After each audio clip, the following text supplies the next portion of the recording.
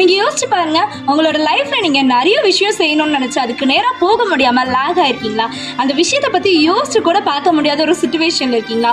இதுக்கெல்லாம் என்ன தெரியுமா ரீசன்? அந்த விஷயத்துல யாரும் உங்களை ஹர்ட் பண்ணிருக்கலாம், யாரோ சொல்றது கேட்டு நீங்க எமோஷனலா வீக் ஆயிருக்கலாம், யாரோ சொல்றது கேட்டு நம்ம ஏன் எமோஷனலா வீக் ஆகணும்?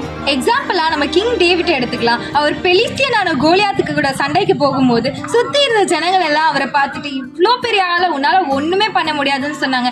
ஏன் அவரோட சொந்த பிரதர்ஸ் கூட அப்படிதான் சொல்லி அவரை இமோஷனலா வீக் ஆக்குனாங்க. ஆனா அந்த இடத்துல அவர் என்ன சொன்னார் தெரியுமா? நான் என்னுடைய பலத்தினால போல, சேனைகளின் கர்த்தருடைய பலத்தினால போறேன்னு சொல்லிட்டு போனாரு, கல்லை எடுத்தாரு, அடிச்சாரு, பெலிஸ்தியன் முகம் குப்புற கீழே விழுந்தான். ஏன்னா அவருக்கு அந்த இமோஷனல் சிச்சுவேஷனை எப்படி ஹேண்டில் பண்ணணும்னு தெரிஞ்சது, அதை எப்படி அவர் கண்ட்ரோல் பண்ணணும்னு கத்துக்கிட்டு இருந்தார். உங்களுக்கு கூட அப்படிதாங்க, யாராவது உங்களை எமோஷனலா வீக் ஆக்குறாங்கன்னா அது உங்க சொந்த ஃப்ரெண்ட்ஸா இருக்கலாம், இல்ல உங்க ஃபேமிலி மெட்ஸா இருக்கலாம், உங்க அப்பா அம்மாவா இருக்கலாம். அந்த இடத்துல அந்த இமோஷனல் வீக்னஸை நீங்க எப்படி கண்ட்ரோல் பண்ணணும்னு தெரிஞ்சுக்கிட்டீங்கனாலே உங்களோட டெஸ்டினேஷனையும் உங்களோட சக்சஸையும் யாராலையும் தடுக்க முடியாது. God bless you.